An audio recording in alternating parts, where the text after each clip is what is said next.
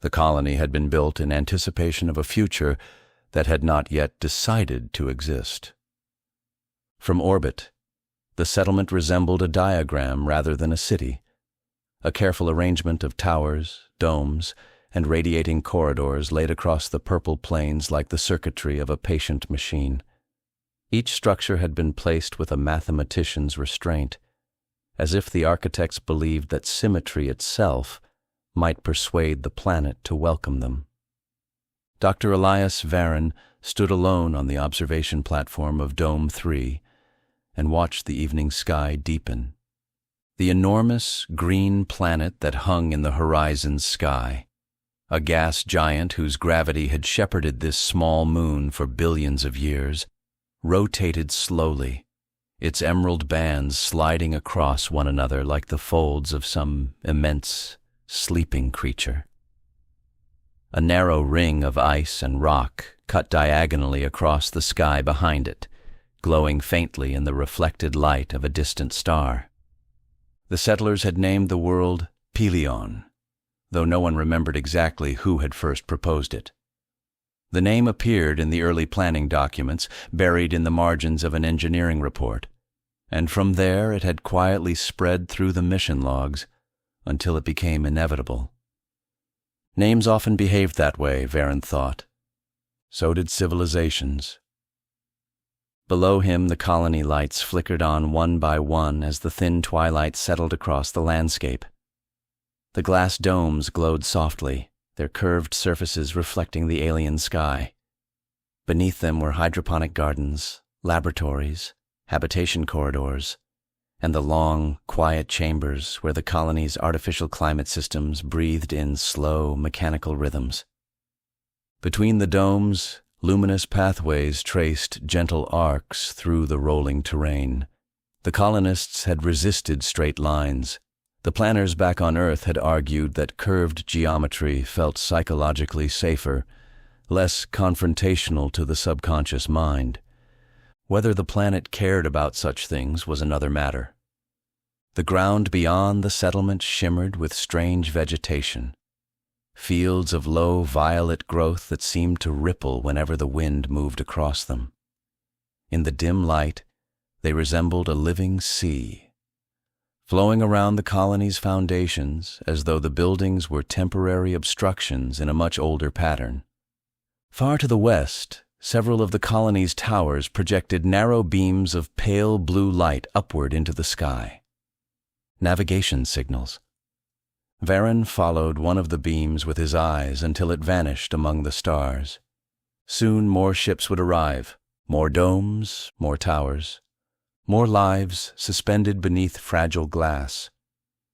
He had been on Pelion for 11 months now, long enough for the planet's rhythms to begin settling into his nervous system.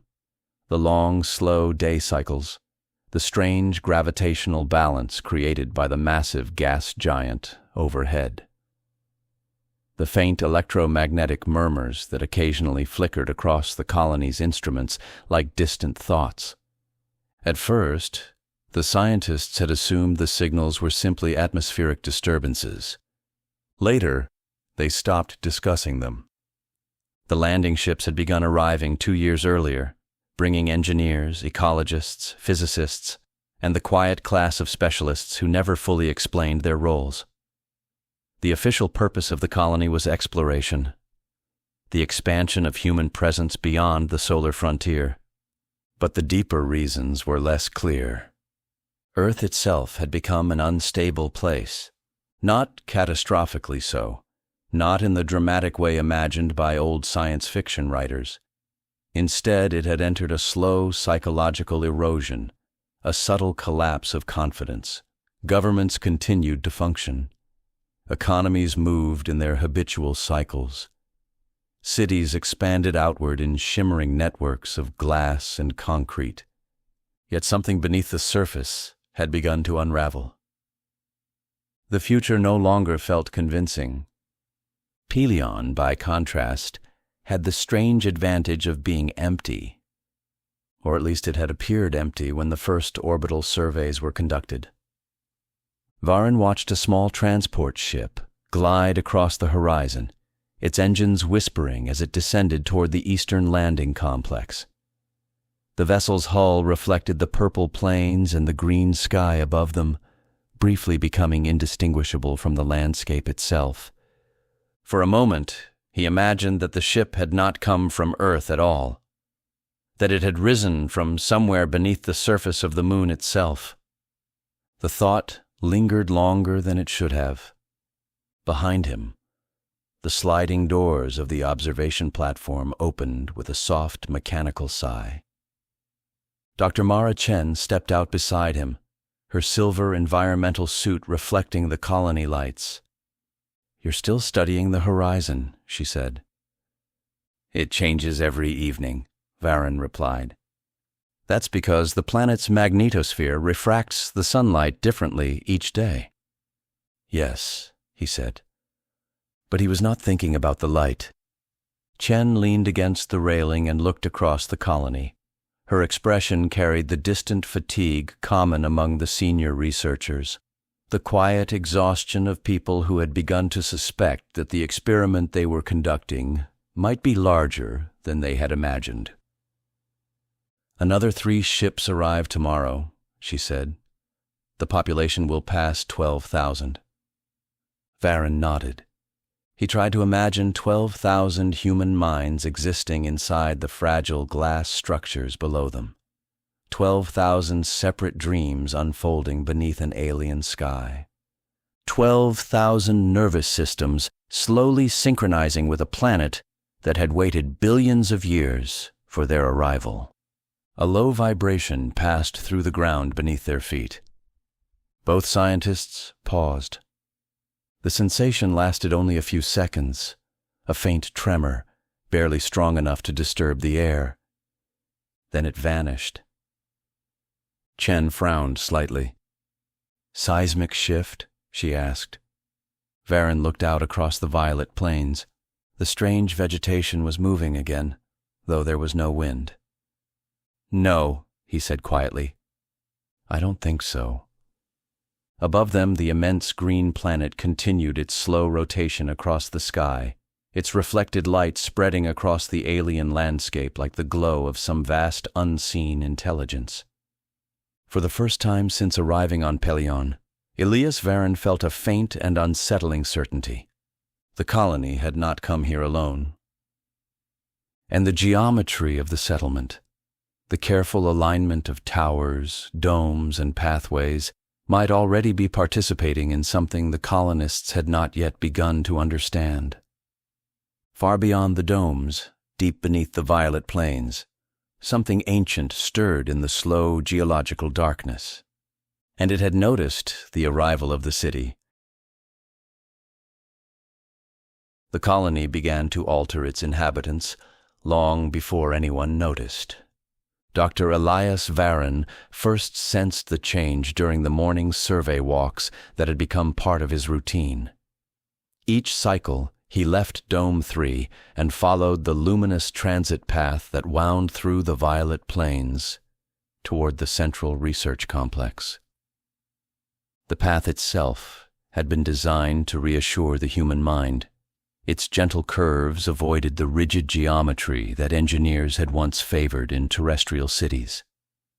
The planners believed that organic lines reduced psychological stress in alien environments. Yet on Pelion, the curves seemed to serve another purpose. They encouraged wandering. As Varen walked that morning, the enormous green planet above the horizon dominated the sky, filling nearly a third of the heavens. Its pale cloud bands shifted slowly, like the breathing surface of an immense organism. Around it, smaller moons drifted in quiet arcs, their motion so slow that they appeared fixed in place, like marks on the interior of a great dome. Several transport ships crossed the sky, descending toward the landing platforms near the outer towers. Their engine trails briefly illuminated the upper atmosphere in thin streaks of amber light. The colony was growing. Already new domes had appeared on the distant ridges, their glass surfaces glowing faintly beneath the morning star. Each dome housed hundreds of settlers, engineers, ecologists, behavioral scientists, and the silent cadre of observers sent by institutions that rarely explained their interest. From a distance, the colony resembled a constellation that had fallen onto the landscape. Varin stopped at the crest of a small hill. Below him stretched the central complex, a vast dome surrounded by radiating corridors that connected it to the outer habitats. Tall communication towers stood at measured intervals across the valley, each supported by long tripod structures anchored deep into the alien soil. Their narrow antenna arrays extended into the sky like tuning forks. For a moment, he had the strange impression that the towers were listening rather than transmitting. He continued down the slope. Two figures moved along the path ahead of him. Technicians wearing light exploration suits. They paused beside a cluster of purple vegetation that had grown unusually dense along the edge of the transit corridor. The plants shimmered in the low sunlight, their delicate fronds vibrating with a faint electrical glow. Varin had examined similar growths in the biological laboratories. The vegetation possessed an unusual cellular structure that seemed to respond to weak electromagnetic fields. When exposed to certain frequencies, the plants altered their pigmentation and orientation, almost as if they were tracking invisible signals. No one had yet explained why. One of the technicians glanced up as Varin approached. "Morning, Doctor." "Anything unusual?" Varin asked. The technician hesitated. "These plants have begun growing along the light paths," he said, "almost exclusively." Varin looked down at the glowing transit corridor. Embedded beneath its surface were thin conduits carrying energy between the colony's reactors and infrastructure systems. "Energy response?" Varin suggested. "Possibly." But the technician did not sound convinced. Varin crouched beside the vegetation. The fronds leaned gently toward the illuminated pathway, their thin crystalline filaments trembling with faint pulses of light. He had the sudden impression that the plants were orienting themselves toward a rhythm deeper than the colony's electrical grid, a rhythm that might predate the colony entirely. Behind him, the ground gave another subtle vibration. It was stronger than the tremor from the previous night, not violent, but unmistakable. The technicians exchanged uneasy glances. "Seismic activity has increased this week," one of them said. Varin stood and looked across the valley. The towers remained perfectly still, but the landscape seemed to possess a strange, fluid quality, as if the plains were slowly shifting beneath the thin crust of alien vegetation. In the distance, several colonists moved along the glowing transit corridors between domes. Their movements appeared oddly deliberate, as though they were following instructions not entirely their own.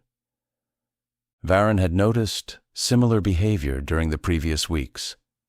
People walking farther than necessary. Researchers abandoning scheduled tasks to wander the plains. Sleep patterns subtly drifting out of alignment with the colony's controlled day-night cycle. Nothing dramatic, just small deviations. But when Varin studied the colony's psychological reports, the same pattern appeared again and again, a quiet attraction toward the open terrain beyond the domes, toward the towers, toward the luminous pathways. He resumed walking toward the central dome. As he approached the structure, its enormous glass surface reflected the alien sky above it, the green planet, the drifting moons, the bright ribbon of the galaxy stretching across the heavens. Inside the dome, thousands of colonists were beginning their daily routines. Laboratories hummed with activity. Hydroponic gardens released faint clouds of vapor into the carefully regulated atmosphere. Autonomous maintenance systems moved silently through the corridors, adjusting environmental parameters that kept the fragile ecosystem stable.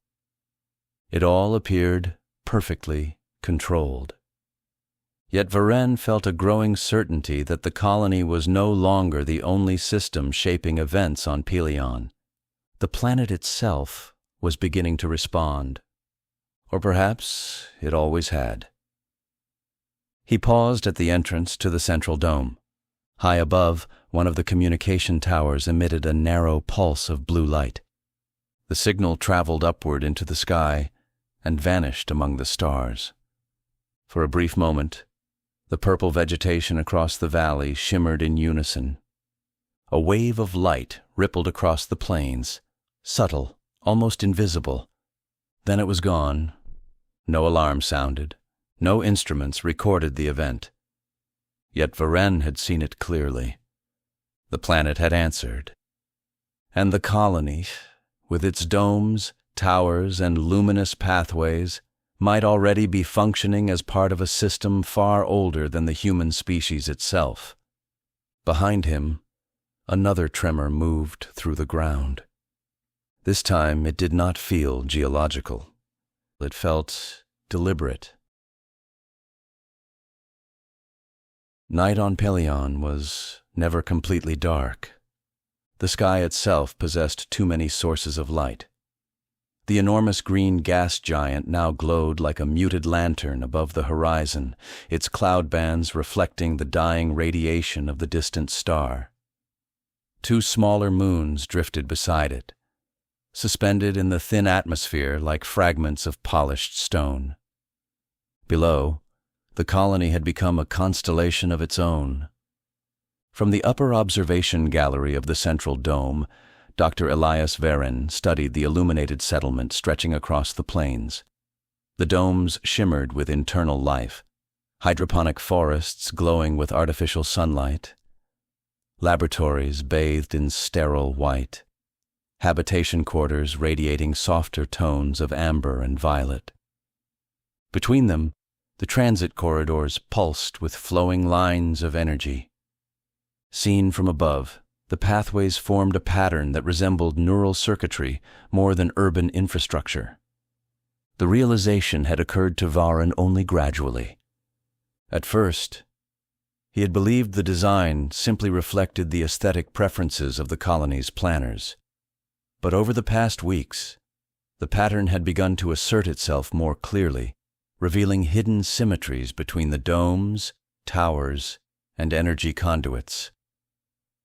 It was as if the colony had been unconsciously arranged to mirror something older. Beyond the domes, the communication towers stood like sentinels across the purple landscape. Their antenna structures glowed with thin vertical lines of green and blue light, each tower emitting intermittent pulses that vanished upward into the dense sky. Officially, the towers transmitted navigation signals for incoming vessels. But their timing had begun to shift. The transmissions now followed rhythms that did not correspond to any scheduled communication cycle. Varenne leaned against the glass railing and watched the lights below. The colony had become more active at night. Many of the colonists now remained awake during the long hours after sunset. They wandered the illuminated corridors, studying the sky or walking slowly along the glowing paths that extended far beyond the outer domes. No one had issued instructions for this behavior. Yet it had spread through the population with quiet inevitability, a form of migration. Earlier that evening, Dr. Mara Chen had shown him the newest neurological scans from the Behavioral Research Unit. They revealed a subtle pattern emerging in the brain activity of the settlers. A synchronization. The fluctuations were minor, barely measurable, but they appeared consistently across the entire population, hundreds of individuals displaying the same faint electrical rhythms during sleep and waking states.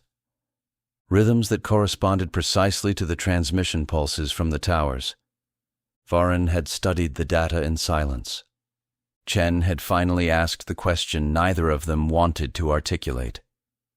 What if the towers aren't broadcasting outward? Now, standing above the colony, Varen watched one of the structures release another narrow beam of green light into the sky. The pulse lasted less than a second. Across the valley, the vegetation responded. The violet fields shimmered like distant water, reflecting the signal in waves of faint bioluminescence. A ripple passed across the landscape, traveling outward beyond the colony's perimeter into the dark plains.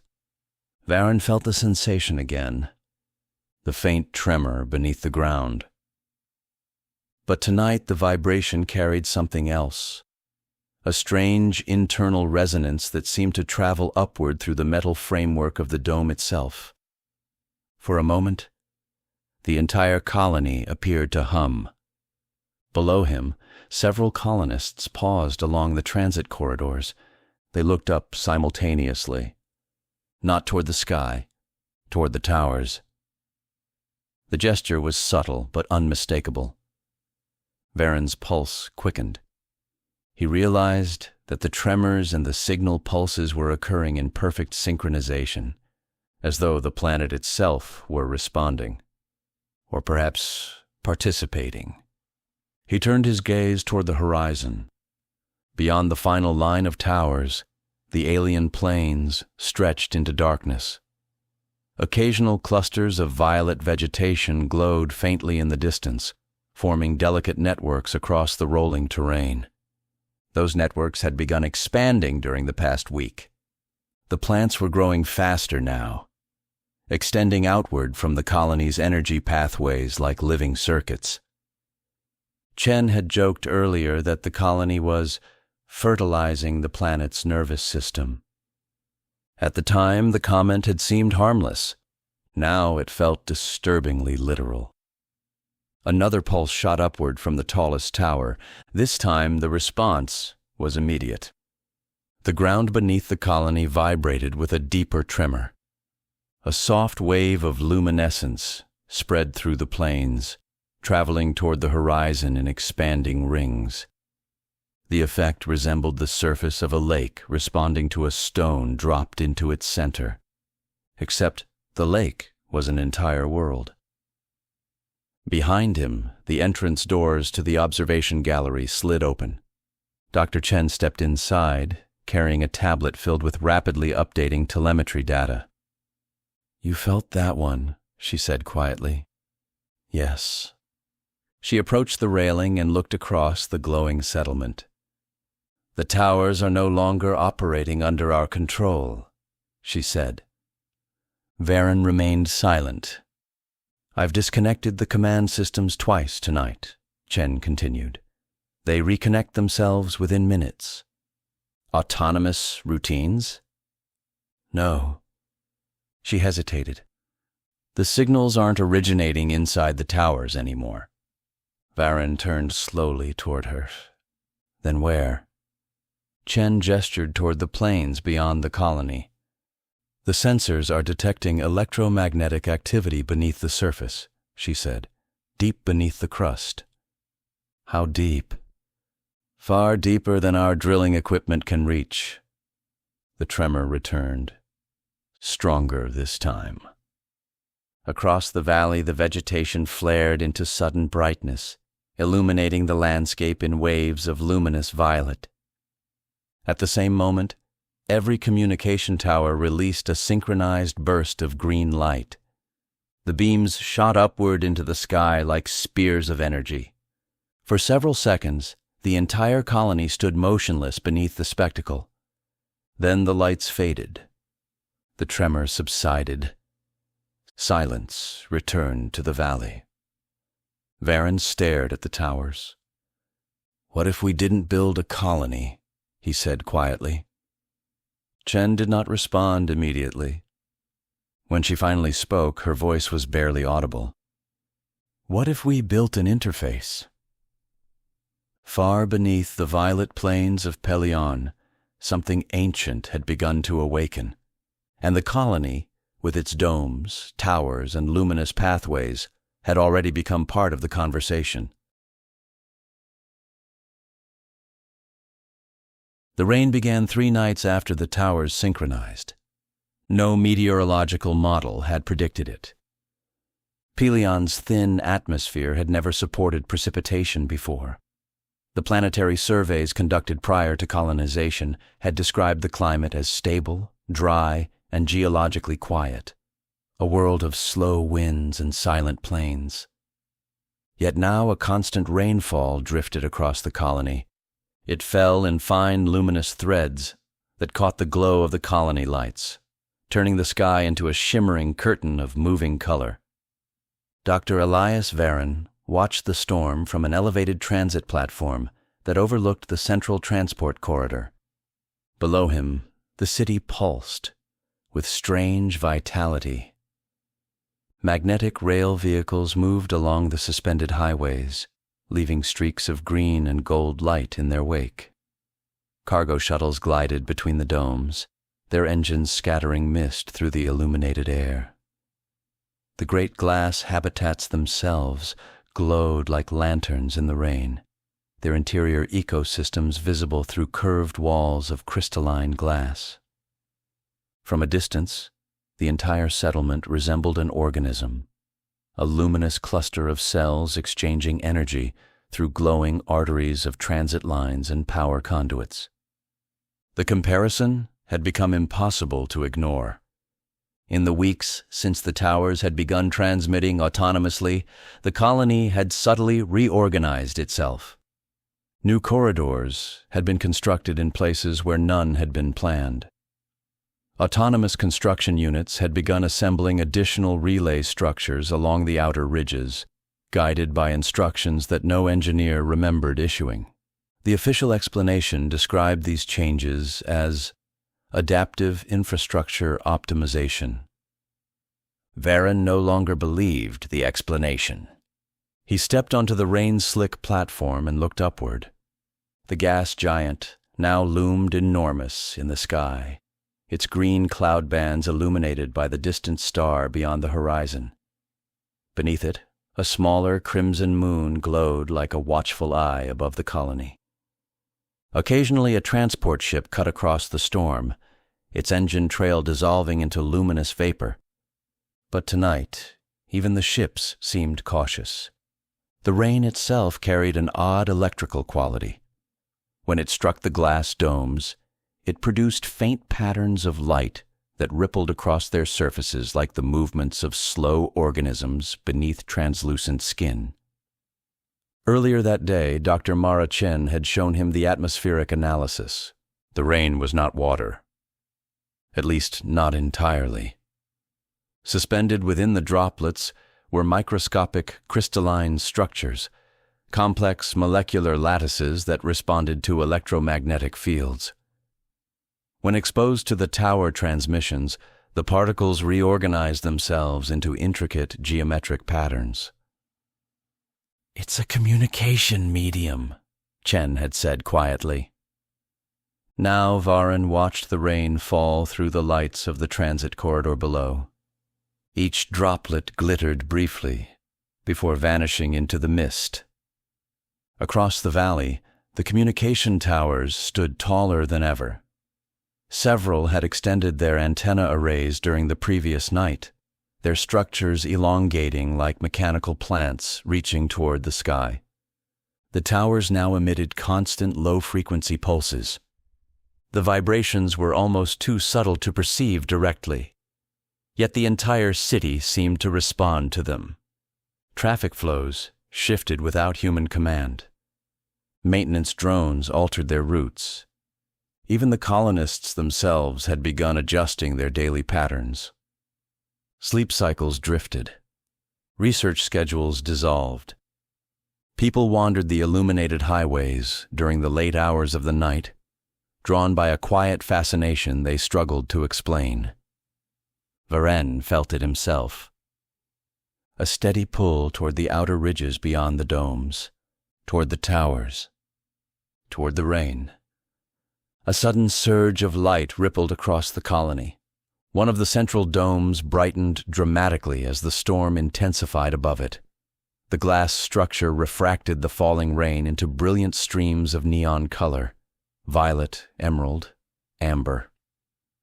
For a moment, the dome resembled a gigantic lens focusing the storm into a single radiant point. The tower beside it responded instantly. A column of green light erupted upward from the antenna array, piercing the rain-filled sky. The effect triggered an immediate reaction throughout the settlement.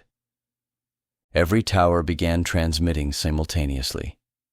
Dozens of narrow beams shot into the storm clouds, illuminating the falling rain in shimmering vertical sheets. Varen felt the tremor again, but this time the vibration did not come from beneath the ground. It came from everywhere, from the towers, from the transit corridors, from the domes themselves. The entire city had begun to resonate. Below him, several transport vehicles slowed to a halt along the elevated highways. Their drivers stared upward through the rain, watching the lattice of green beams converging above the colony. The rain intensified. Droplets struck the glass domes in rapidly shifting patterns, forming geometric designs that flickered across the curved surfaces. At first the patterns seemed random. Then Varen realized they were repeating. A sequence, a code. Behind him, the doors to the transit platform opened. Chen stepped out into the rain, her hair already damp with the luminous droplets. "You're seeing it too," she said. Varen nodded toward the glowing patterns forming across the nearest dome. "It's not weather," he said. Chen followed his gaze.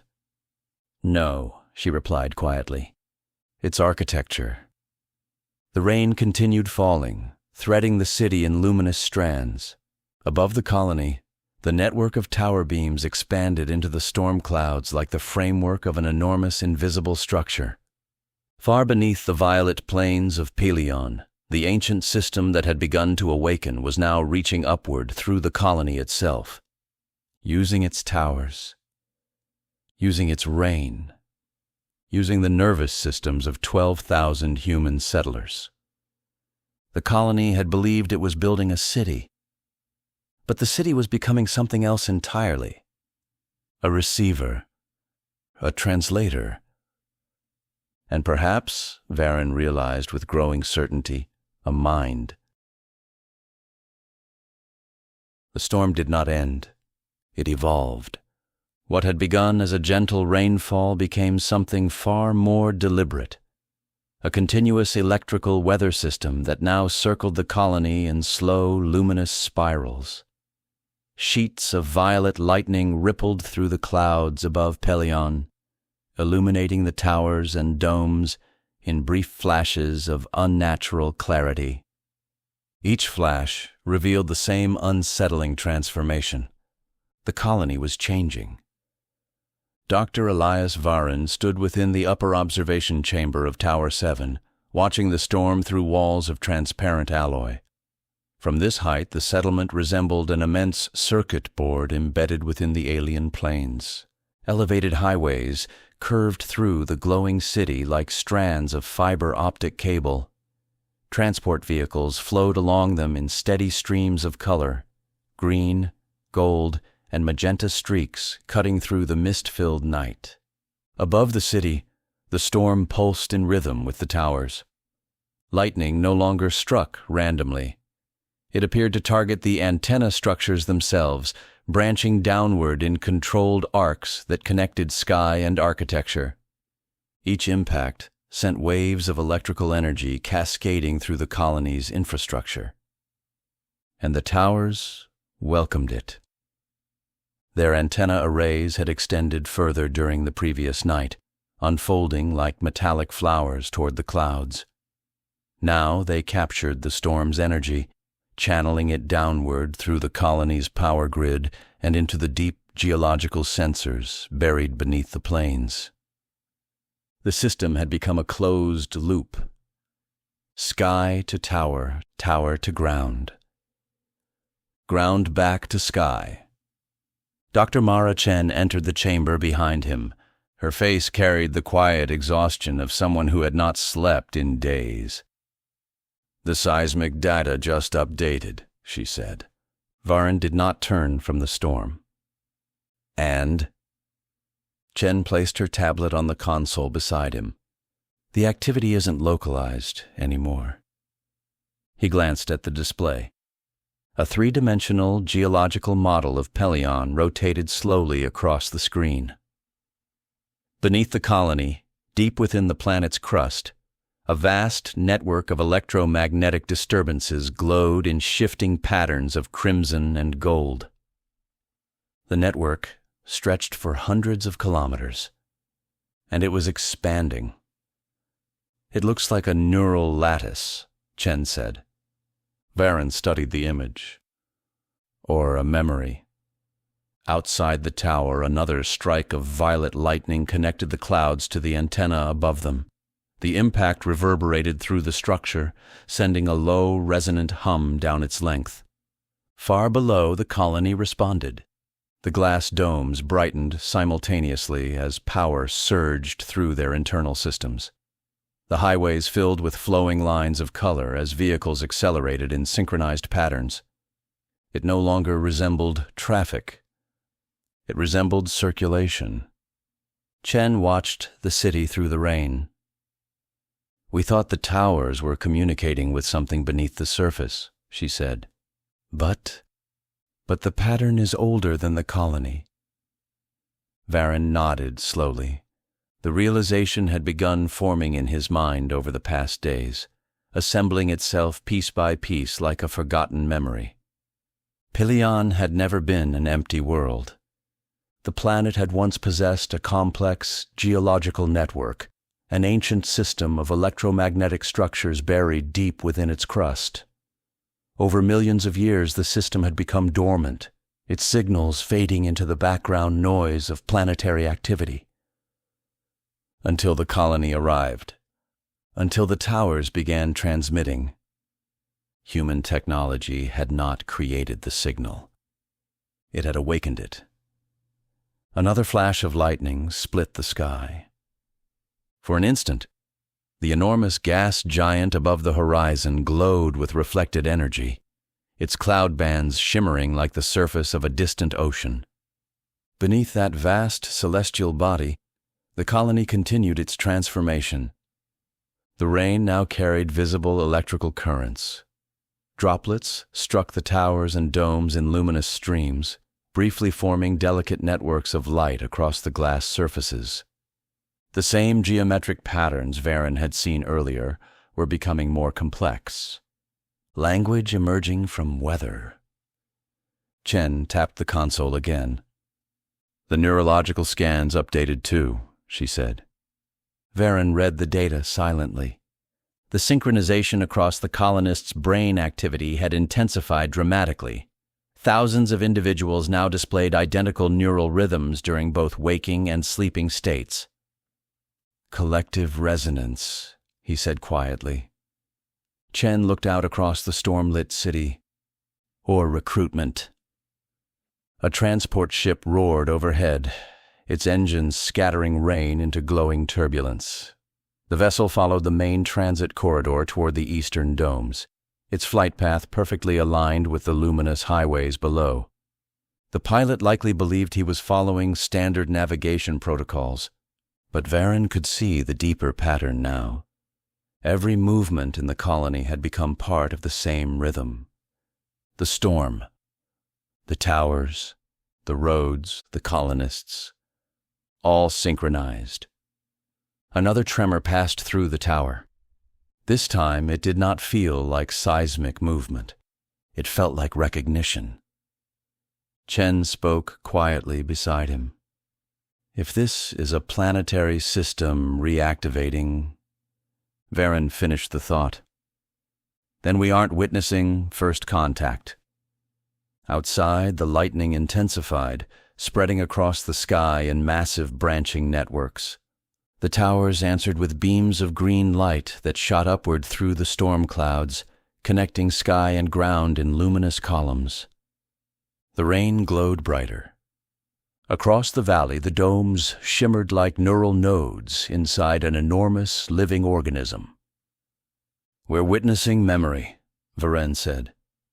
Deep beneath Pelion's violet plains, the ancient planetary network continued awakening. For millions of years, it had slept beneath silent skies. Now the towers of the human colony had provided the missing structures, the missing circuitry. And the planet, remembering what it had once been, was rebuilding itself around them, not as a world, but as a mind. The ring appeared during the storm's 31st hour. At first it was mistaken for a halo in the upper atmosphere, a refractive effect caused by the charged rain that had transformed Pelion's sky into a continuous electrical theater. But as the lightning illuminated the horizon again and again, the shape revealed itself with increasing clarity. It was not weather. It was structure. Dr. Elias Varen saw it from the highest balcony of Tower 7 just before dawn. Far above the colony, encircling the planet's equatorial sky, an enormous metallic arc had begun to form. Its surface shimmered with thousands of lights, the combined reflections of the storm and the city below.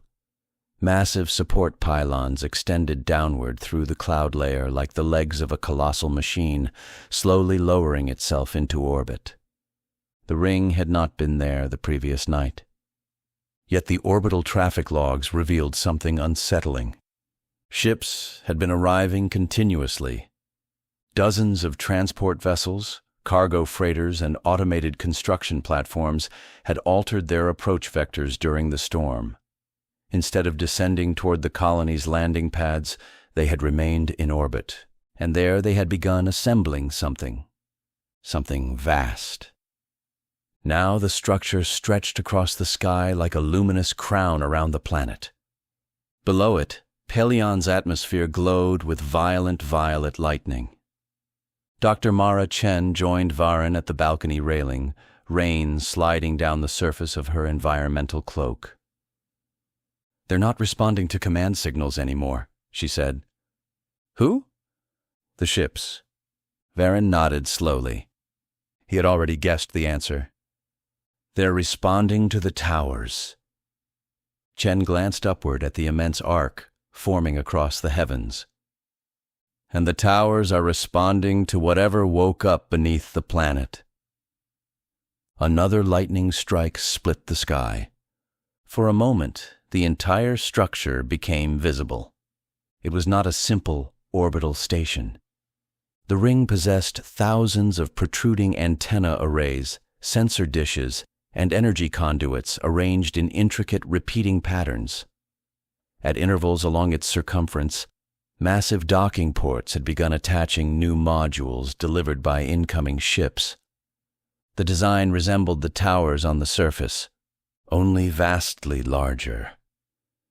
Varen felt the tremor again, but this time it carried through the air as well as the ground, a deep, resonant vibration that seemed to pass through the atmosphere itself.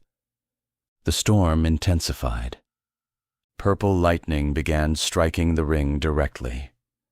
Instead of damaging the structure, the energy flowed along its surface in brilliant arcs, spreading through the enormous circuitry of the station before cascading downward toward the towers below. The planet and the sky had become linked. Pelion's awakening system now extended beyond its surface.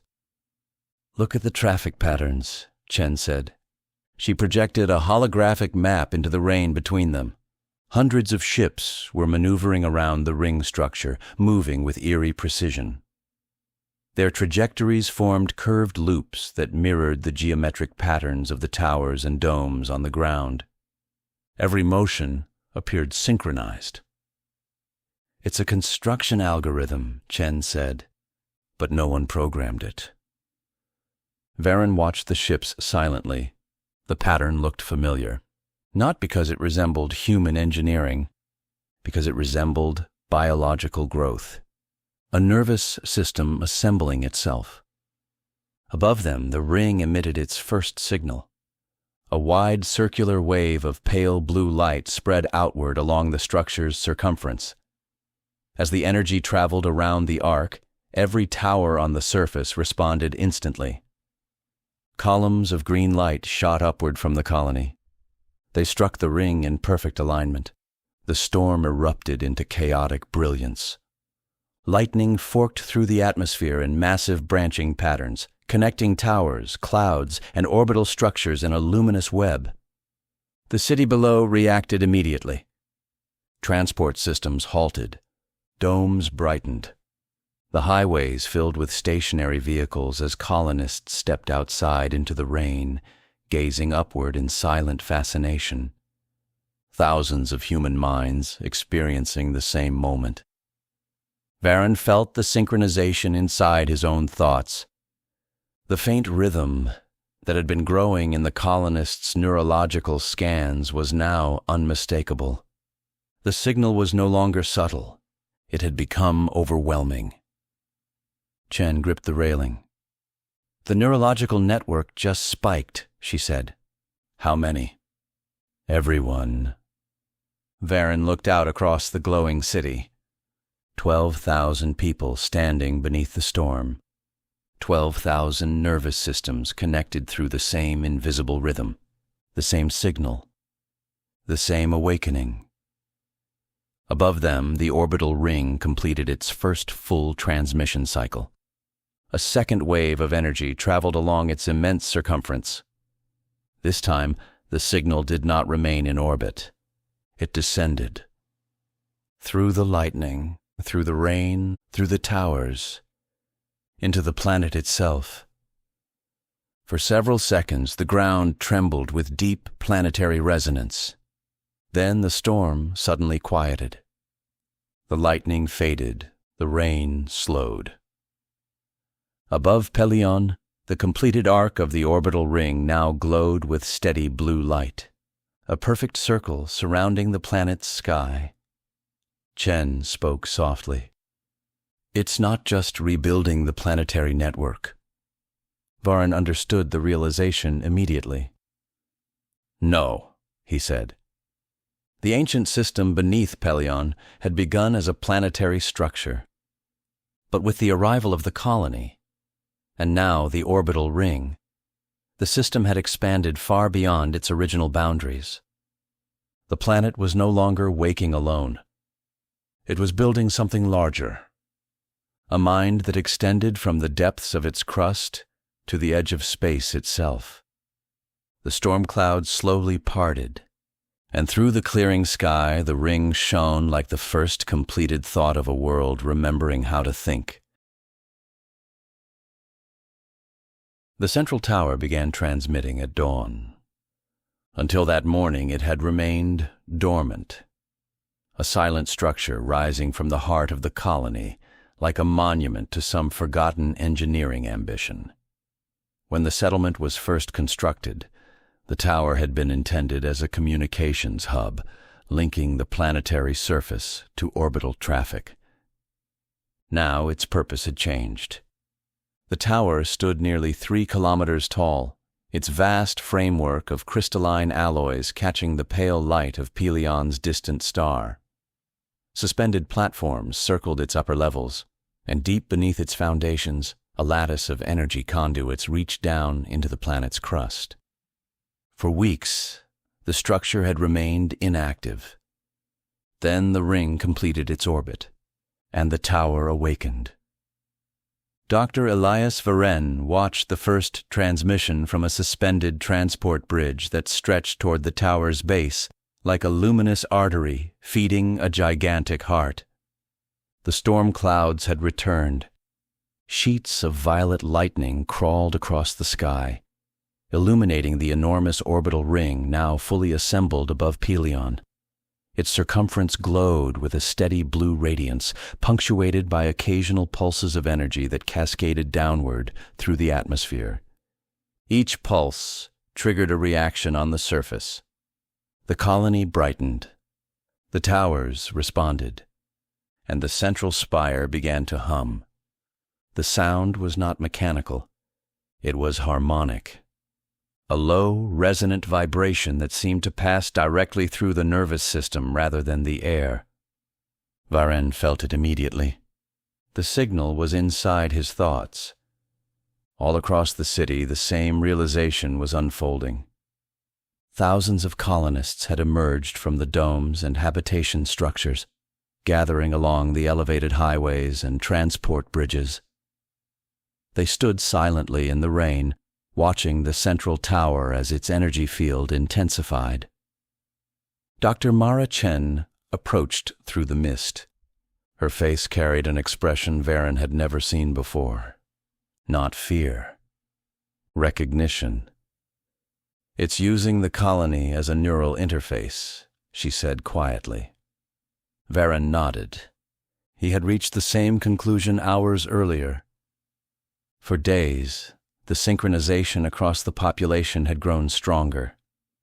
The faint neurological rhythms recorded in the research scans had now become perfectly aligned across the entire settlement. 12,000 human minds, vibrating in the same electrical pattern. The tower was amplifying that pattern. Above them, the orbital ring emitted a new signal, a circular wave of blue light racing around its vast circumference. The moment the wave completed its circuit, the tower responded. A column of brilliant energy erupted upward from the spire's apex. The beam punched through the storm clouds and struck the orbital ring directly. For several seconds, the entire sky ignited. Lightning forked outward from the point of contact, spreading across the atmosphere in enormous branching patterns. The rain itself began glowing with faint luminescence as the energy cascaded downward through the storm. The signal was now complete. Planet, city, tower, orbit. A single connected system. Chen watched the beam in silence. "It's not transmitting data," she said. "It's transmitting consciousness."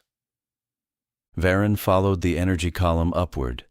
At the point where the tower's beam struck the ring, the structure had begun to change. Sections of the enormous arc unfolded, revealing intricate networks of antenna arrays that rotated slowly toward the center of the planet, toward the tower, toward the colony. The orbital ring was listening, but it was also responding. A second beam descended from the ring. It struck the tower with blinding intensity. For an instant, the entire structure became a glowing pillar of white-blue light. Then the signal spread outward, across the city, across the highways and domes, across the colonists themselves. Varen felt the moment of contact. It arrived not as sound or image, but as a vast interior landscape opening within his mind. He saw Pelion as it had once been. Millions of years earlier, when the planet's ancient electromagnetic network had first awakened beneath its surface. Vast fields of crystalline structures had grown slowly within the crust, forming a planetary lattice capable of storing and transmitting immense quantities of information, a geological intelligence. But the system had lacked one essential component: mobility, perception, imagination. Those qualities had arrived with the colony, with humanity. The towers had been the missing circuitry. The colonists had been the missing neurons. The orbital ring had become the final synapse connecting planet and sky. The system was now complete. The vision faded. The storm continued. Around him, the colonists stood in silent awe as the tower maintained its luminous connection with the ring above. Chen spoke softly beside him. "It's learning," she said. Varen looked across the glowing city. Yes. The ancient network beneath Pelion had awakened once before, but this time it was not merely rebuilding itself. It was evolving. The planet was becoming something entirely new, a mind that extended from the depths of its crust to the edge of space. And humanity, without ever intending it, had become part of its first thought. The skies above Pelion filled with ships. They arrived without summons. For decades, the expansion fleets of Earth had traveled predictable routes between colonies. Slow cargo convoys carrying equipment, personnel, and the quiet infrastructure of civilization. But now the traffic patterns had changed. The signals from Pelion had spread far beyond the planet's orbit, and something within them had been understood. Dr. Elias Varen stood at the base of the central tower as the first wave of ships descended through the storm clouds. Hundreds of vessels pierced the atmosphere in silent formations, their hulls reflecting the violet lightning that continued to dance across the sky. Massive cargo carriers glided between the towers while smaller scout craft circled the orbital ring like metallic birds drawn toward a gravitational center. The colony had become the brightest signal in the sector, a beacon. Above them, the enormous ring structure now glowed with constant activity. Docking ports opened along its circumference as incoming ships aligned themselves with the automated construction lattice that had grown across the ring's interior surface. More modules were being added. More antenna arrays. More structures that resembled enormous neural receptors aimed outward into space. The system was expanding. Dr. Mara Chen approached through the steady rain, watching the descending fleet with an expression that mixed wonder and dread. "They're responding to the broadcast," she said. Varen nodded. For the past 48 hours, the central tower had been transmitting continuously through the orbital ring. The signal had begun as a simple pulse, a rhythmic electromagnetic pattern that repeated itself across multiple frequencies. But within hours, the pattern had evolved. The system beneath Pelion had begun modifying the signal, adding layers, adding structure, adding meaning. "It's no longer just a transmission," Chen said quietly. "It's language." Another ship roared overhead, its engines scattering the rain into luminous spirals as it curved toward the orbital ring. Behind it, dozens more followed identical trajectories, their flight paths aligning perfectly with the glowing transit corridors that now stretched between the surface towers and the sky. None of the ships requested landing clearance. They did not need to. The navigation systems had already synchronized with the signal. The planet was guiding them. Varen watched the movement of the fleet with growing fascination. Every ship appeared to follow the same pattern of motion, approaching the ring, docking briefly, then repositioning itself along the expanding perimeter of the structure. They were not delivering cargo. They were becoming part of the system. "Look at the orbital geometry," Chen said. She projected a holographic map above the rain-slick surface of the tower platform. The ships were arranging themselves in concentric formations around the ring, forming layers of orbiting structures that mirrored the original planetary network beneath the crust. Surface, orbit, space. A nested hierarchy of circuitry expanding outward from Pelion like ripples across an invisible ocean. Varen studied the pattern. "It's scaling up," he said. "Yes." "To what?" Chen did not answer. Another pulse surged through the central tower. The beam connecting tower and ring brightened, spreading across the sky in waves of pale blue energy. As the signal expanded outward, every ship in orbit responded instantly. Their engines flared simultaneously. For a moment, the sky above Pelion resembled a living constellation, hundreds of vessels glowing in synchronized patterns as they adjusted their positions around the orbital ring. The system had accepted them. Below, the colonists watched the spectacle in silence. Thousands of people stood along the luminous highways and transport bridges, gazing upward as the fleet assembled above them. No one spoke. The signal had already passed through their nervous systems. They understood the moment without explanation. Varen felt the rhythm again inside his mind. The signal had grown stronger during the past hours, no longer confined to the towers or the orbital ring. It had begun spreading through the colonists themselves, threading through their thoughts like a second nervous system running parallel to their own. Not controlling them, not commanding them, simply listening, learning. He turned his gaze toward the central tower. The enormous spire now glowed from base to apex, its internal energy channels carrying vast streams of power upward into the sky. Lightning continued striking the structure in branching arcs, feeding additional energy into the planetary network below. The tower had become the vertical axis of a system that no longer belonged solely to the planet or to humanity. Chen spoke softly beside him. "It's asking something." Varen felt the realization settle into his thoughts. The signal was not merely broadcasting.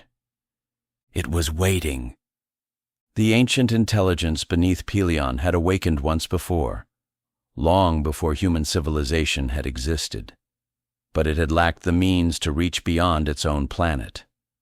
Now the colony had provided the missing components: mobility, sensors, conscious observers, and above all the vast distributed nervous system of human minds. The network had learned enough to form its first coherent transmission. Not a command, not a declaration, a question. The fleet above Pelion shifted again, forming a perfect circular formation around the glowing orbital ring. The sky pulsed with soft blue light.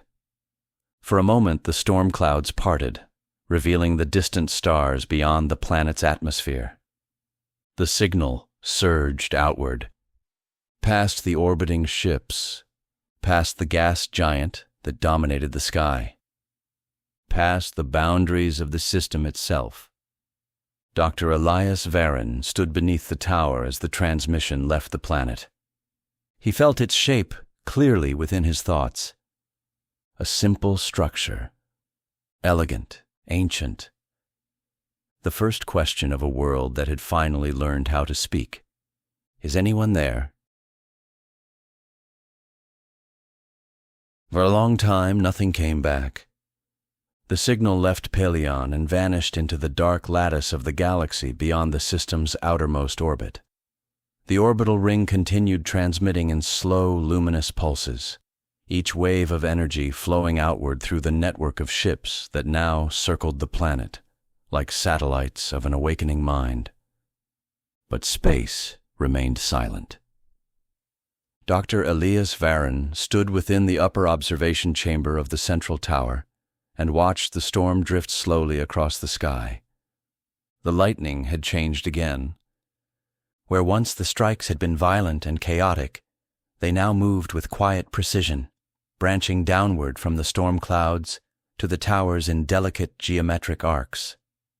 Each strike fed energy into the planetary network beneath the city, maintaining the enormous signal that continued flowing upward into the orbital ring. The system had stabilized. Pelion's new consciousness was learning equilibrium. Below the tower, the city glowed in patient anticipation. Highways of light stretched through the rain-filled streets. Transport craft moved along their paths with calm efficiency, guided by navigation signals that now originated directly from the planetary network itself. The glass domes shimmered softly in the storm light, their internal ecosystems continuing their slow cycles of growth and respiration. The colonists had changed as well. The synchronization in their neural activity remained present, but it no longer felt intrusive or overwhelming.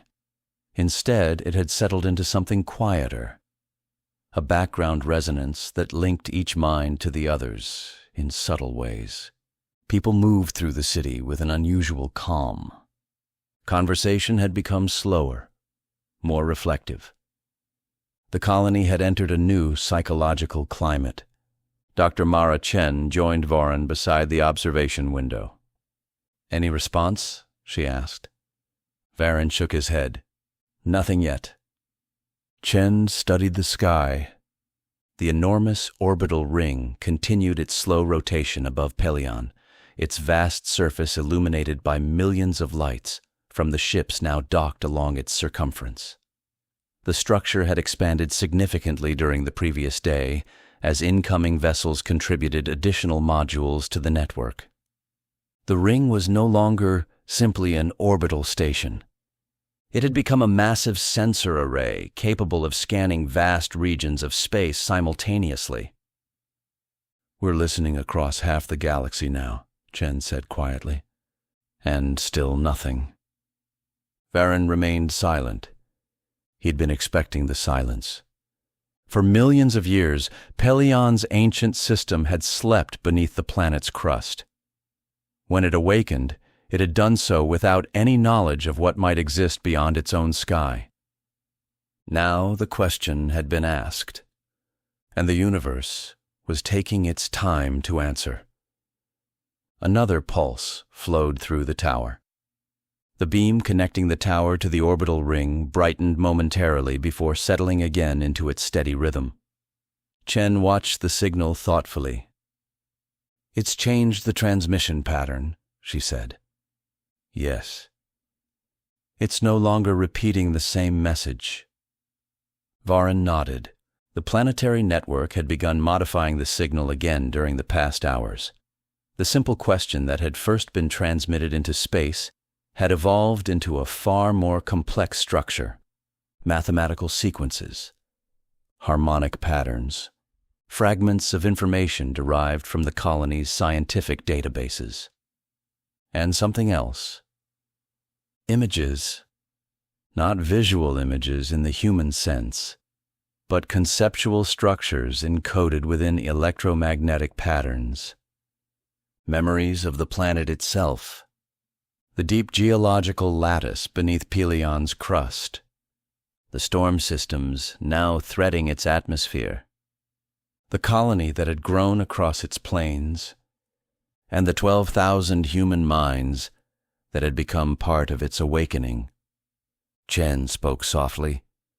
It's introducing itself. Yes. Varen looked upward. The stars beyond the storm clouds shone faintly through the gaps in the weather. Somewhere out there the signal was traveling through silent interstellar space, expanding outward across unimaginable distances. A greeting from a world that had only just learned to speak. Minutes passed, then hours. The storm gradually softened as Pelion's atmosphere reached a new equilibrium, with the immense energies now flowing between planet and orbit. The colonists continued their quiet routines below, and still the stars remained silent. Chen turned away from the window. Maybe we're alone, she said. Varen did not answer immediately. His attention had shifted to the sensor display floating above the observation console. A small fluctuation had appeared within the incoming data streams. At first, it looked like interference, a minor distortion in the deep space signal readings collected by the orbital ring's antenna arrays. But the pattern repeated, then repeated again. Chen saw the change in his expression. What is it? Varen enlarged the data projection. A faint signal was emerging within the background noise of space, extremely weak, extremely distant, but unmistakably structured. Chen leaned closer to the display. Is that... Yes. The signal was not a reply in the ordinary sense. It did not contain recognizable language or mathematical structures. Instead, it resembled something far stranger, a harmonic resonance. As though another system somewhere in the galaxy had felt the disturbance created by Pelion's awakening and had begun adjusting its own signal in response, not answering the question, acknowledging it. Varen felt the rhythm spread through the tower, through the city, through his own nervous system. The planetary network had detected the signal too. Above them, the orbital ring brightened. The towers across the plains flared with green light. Pelion had asked its question. And somewhere in the vast, silent architecture of the galaxy, something had heard it. The universe was not empty after all. It was simply very, very old. And now, slowly, it was beginning to remember how to listen. The answer did not arrive as a message. It arrived as a transformation. For 3 days after the faint signal had been detected beyond Pelion's orbit, the planetary network remained silent. The orbital ring continued its steady transmissions into deep space, and the towers across the colony pulsed with quiet energy, maintaining the fragile conversation that had begun between planet and universe.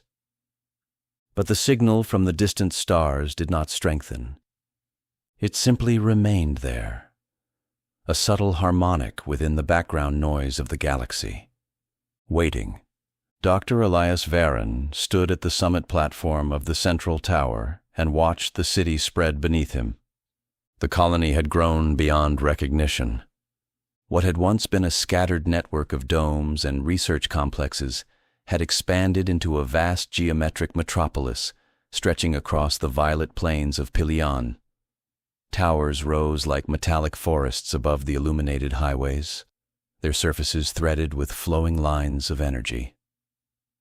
Transport craft glided between structures, while thousands of ships continued arriving from distant colonies, drawn by the signal that now defined the planet. The city had become something more than human architecture. It was an extension of the planetary network itself, a surface nervous system connected to the deeper lattice beneath the crust. Above the horizon, the orbital ring shone with quiet brilliance. It had expanded dramatically during the previous days as incoming vessels integrated themselves into its growing structure. What had once been a simple ring was now a vast halo of interconnected stations and antenna arrays, a technological membrane surrounding the planet like a luminous crown. Between the ring and the surface towers, columns of pale blue energy flowed continuously. The system was stable, alive. Dr. Mara Chen stepped onto the platform beside him. "The signal changed again," she said. Varon already knew. He had felt it hours earlier. The faint resonance from the distant stars had begun shifting in subtle ways, not increasing in strength, but altering its harmonic structure, as if adjusting itself to the patterns emerging from Pelion's transmissions. "It's not responding to the message," he said quietly. Chen nodded. "It's responding to the system." They watched the city in silence. The colonists below moved through the illuminated streets with calm purpose. The synchronization that had once frightened them now felt like a natural extension of their own thoughts, a quiet awareness that linked every mind within the planetary network. Human individuality had not vanished. It had simply expanded. Each person was now both observer and participant within a system far larger than themselves. Across the city, new towers were rising. Autonomous construction units worked without interruption, assembling structures whose designs had emerged directly from the planetary network's calculations. These towers were taller than the original colony structures, their surfaces embedded with complex antenna arrays that extended high into the atmosphere. They were not built for human habitation. They were built for thought. High above, the orbital ring emitted a new transmission, but this signal was not directed outward into space. It was directed inward. The beam descended slowly through the atmosphere and struck the central tower.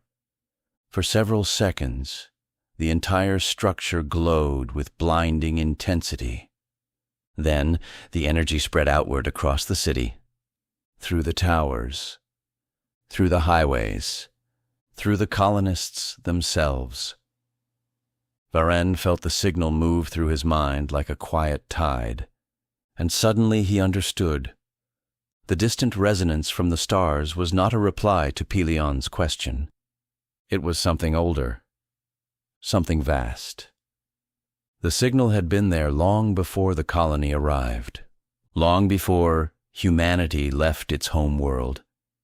It was the background architecture of intelligence in the galaxy, a faint harmonic, created by countless civilizations that had once awakened on worlds like Pelion, planetary networks that had grown, expanded, and eventually joined the vast communication lattice that now stretched across interstellar space.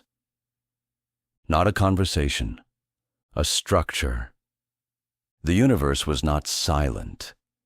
It was filled with ancient minds that had grown beyond the need for speech. Chen looked at him carefully. You see it now? Yes. What happens next? Varen looked upward. The storm clouds had finally begun to clear. For the first time in weeks, the sky above Pelion revealed the full brilliance of the stars beyond the orbital ring. The galaxy stretched across the heavens in a luminous spiral, its billions of suns forming the quiet architecture of cosmic history. Somewhere within that vast structure, the distant resonance continued to pulse, not calling, not answering, simply existing. Pelion had not sent a question into empty space. It had joined something that had been waiting for billions of years. The network isn't about communication, Varen said. Chen waited. It's about continuity. Above them, the orbital ring brightened as thousands of ships adjusted their positions within the expanding lattice. New modules unfolded along its circumference, extending delicate antenna arrays toward the distant stars. The system was preparing for something. Not a reply. An integration. Pelion's planetary mind was beginning to align itself with the vast interstellar architecture that had already formed across the galaxy. Another civilization had taken its first step. Chen watched the transformation quietly. Do you think they're still out there? She asked. The civilizations that built this network? Varen studied the stars. Somewhere, long ago, other worlds had awakened just as Pelion had. Other minds had asked the same question, and eventually those minds had grown beyond the need for answers. I think, Varen said slowly, that we're seeing what they became. The city below glowed brighter as the planetary network synchronized with the distant harmonic of the galaxy. Tower by tower, mind by mind, Pelion was no longer simply a world. It had become the newest node in a vast cosmic intelligence that spanned the stars. And somewhere deep within that immense structure, the first thoughts of a young planetary mind had begun to merge with the oldest thoughts the universe had ever known. The storm clouds finally parted completely. Above the ring, the galaxy shone in quiet brilliance. And for the first time since humanity had looked up at the stars and wondered if anyone was there, the question itself had begun to dissolve. Because the answer had never been a voice. The answer had always been the network. And now, at last, humanity had joined it.